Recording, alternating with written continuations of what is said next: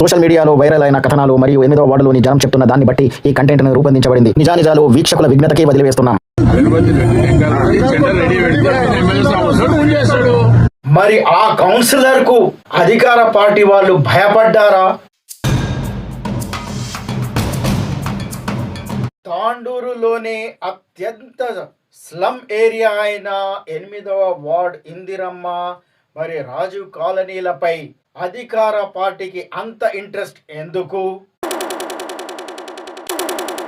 అలాగే మరి ఆ కౌన్సిలర్ కు అధికార పార్టీ వాళ్ళు భయపడ్డారా? కౌన్సిలర్ ఇచ్చిన టైంకు ఎమ్మెల్యే వచ్చి జెండా ఎగరవేయటం ఏమిటి? కౌన్సిలర్ ఇచ్చిన టైంకు 1 నిమిషం ముందుగా పరిగెత్తుకుంటూ ఊటిన వచ్చి జెండా ఎగరవేయటం చాలా విచిత్రం. ఎమ్మెల్యే తన క్యాంప్ ఆఫీసులో జెండా ఎగరవేయకుండా మరి ఆ 8వ నంబర్ వార్డులో ఎందుకు ఎగరవేశారు? మరి దీని గురించి తెలుసుకోవాల్సిన అవసరం ఉంది. అందరికీ సలాం, నమస్కారం. పై న్యూస్ ఇమానియాకు స్వాగతం. నేను రిజ్వాన్, మహమ్మద్ ముస్తఫా రిజ్వాన్. అయితే ముఖ్యాంశం ఏమున్నదంటే, తాండూరులో ఈరోజు ఒక విచిత్ర సంఘటన జరిగింది.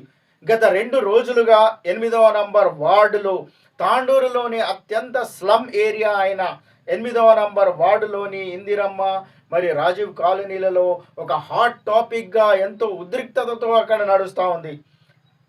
అక్కడికి చెందిన కాంగ్రెస్ నాయకులు జెండా ఎగరవేయడానికి, జాతీయ జెండాను ఎగరవేయడానికి 15 ఆగస్టు కోసం అక్కడ ఏర్పాట్లు చేస్తూ ఉంటే, మరి స్థానిక కౌన్సిలర్, నేను ఇక్కడి కౌన్సిలర్ని, 8వ నంబర్ వార్డు కౌన్సిలర్ని కనుక ఆ జెండా ఎవరు ఎగరవేయాలన్నా దానికి ఏర్పాట్లు తానే చేయాలని, మరి అందుకు గాను అక్కడ చాలా పార్టీ వాళ్లకు మరి బీఆర్ఎస్కి చెందిన ఈ నాయకుడైన జావేద్కు మధ్య చాలా ఉద్రిక్త వాతావరణం అక్కడ నెలకొంది. పోలీసులు కూడా అక్కడ మోహరించి మరి అట్టి ఏదైతే సంఘటనలు, అవాంఛనీయ సంఘటనలు జరగకుండా మరి అక్కడ ఏ విధంగా ఈ కార్యక్రమాన్ని ముందుకు తీసుకువెళ్ళాలా, మరి కౌన్సిలర్ వర్సెస్ ఎమ్మెల్యేగా మారిన ఈ ఉదంతాన్ని ఎలా దాన్ని సాల్వ్ చేయాలా అని కూడా అక్కడ పోలీసు వాళ్ళు అక్కడకు చేరుకోవడం జరిగింది. అయితే అక్కడ ఏదైతే ఉద్రిక్త వాతావరణం నడిచిందో అక్కడకి చెందిన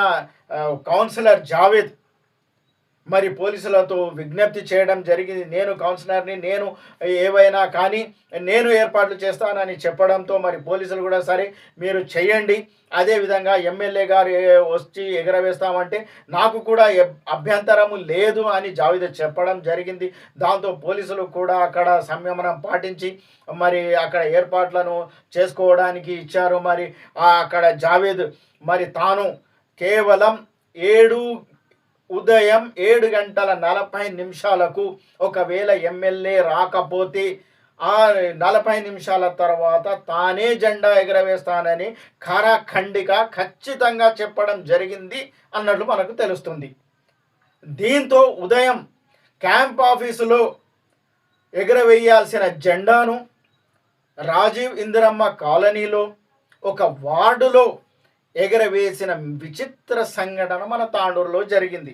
అది కూడా ఒక కౌన్సిలర్ ఇచ్చిన ఏదైతే టైం ఉందో 7:40 అన్నప్పుడు 7:40 1 నిమిషం ముందుగా టోయ్ టోయ్ టోయ్ టోయ్ అంటూ సైరన్లు మోగించుకుంటూ స్పీడ్గా వచ్చేసి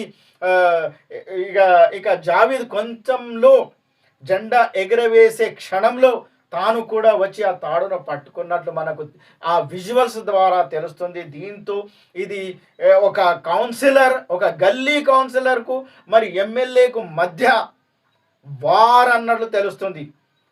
దీన్ని బట్టి చూస్తూ ఉంటే జావేద్ రాజీవ్ ఇందిరమ్మ కాలనీలో ఏదైతే 8వ నంబర్ వార్డు ఉందో దాన్ని తన కంచుకోటగా మార్చుకున్నాడా అనే అనుమానాలు కలుగుతున్నాయి.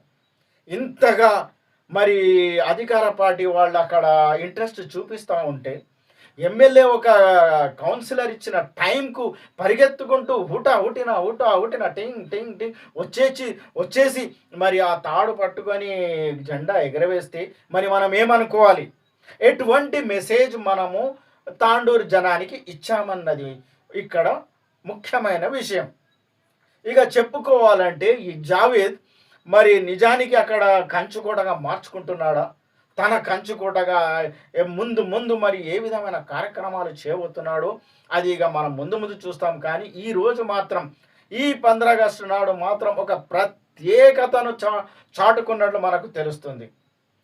మరి అధికార పార్టీ ఎమ్మెల్యే తాను క్యాంప్ ఆఫీస్లో కాకుండా ఒక గల్లీలో వేస్తూ ఉంటే అదొక చాలా హాస్యాస్పదంగా కూడా అనిపిస్తుంది.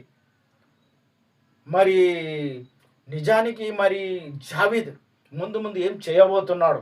ఇంతగా అక్కడ ఉద్రిక్త వాతావరణంతో మరి అంత టెన్షన్లు, జాతీయ జెండాను ఎగరవేయడం, మరి బీఆర్ఎస్కి చెందిన కౌన్సిలర్ మరి అధికార పార్టీకి చెందిన ఎమ్మెల్యే మధ్య వార్గా నడుస్తూ ఉన్నప్పుడు మరి మనం ఇది ముందు ముందు ఏ విధంగా ఇంకా ఎక్కువ కాబోతుందా, లేకపోతే మరి ఇక్కడి వరకే ఆగిపోయి మరి అందరూ సంయమనంతో ఉండి మరి కలిసికట్టుగా చేస్తారా, లేకపోతే మరి ఈ వార్ ఇంకా ముందుకు పోతూనే ఉంటుందా? నిజానికి 8వ నంబర్ వార్డ్ ఏదైతే ఉందో అది అత్యంత స్లమ్ ఏరియా. తాండూరులోని అతి బీద వాళ్ళు కేవలం ఒక 1000-1500 కిరాయితో ఉండే వాళ్ళు ఉంటారు, లేకపోతే చాలా పేదవాళ్ళు. ఎందుకంటే పేద వర్గాల వారికి అక్కడ ఇందిరమ్మ, రాజీవ్ కాలనీ వాళ్ళకు ఇండ్లు కేటాయించడం జరిగింది. అయితే అక్కడ ఉండేవాళ్ళు, కిరాయికి ఉండేవాళ్ళు కూడా బీద వాళ్ళే ఉంటారు, పేదవాళ్ళే ఉంటారు. మరి కిరాయికి ఉండేవాళ్ళు కానీ, సొంత ఇల్లు ఉన్నవాళ్ళు కానీ పేదవాళ్ళే. ఇదంతా మనకు తెలిసిన విషయమే. అక్కడ నిజానికి అంత ఎడ్యుకేటెడ్ వాళ్ళు కూడా ఉండరు. మరి అటువంటి ప్లేస్కు, అటువంటి వార్డుకు కౌన్సిలర్ అయిన జావీద్ అత్యంత స్లమ్. మరి దీనిపై అధికార పార్టీ వాళ్ళు ఇంతగా దృష్టి పెడుతున్నారు. ఎందుకు పెడుతున్నారు? దాన్ని కౌన్సిలర్ జావీద్ దాన్ని తన కంచుకోటగా మార్చుకున్నాడా? మరి అలా మార్చుకున్నందుకే మరి ఈ అధికార పార్టీ వాళ్ళు దానిపై ఇంతగా ఇంట్రెస్ట్ చూపిస్తున్నారా అనే అనుమానాలు కలుగుతున్నాయి. మరి మనం ముందు ముందు తెలుసుకోబోతున్నాం.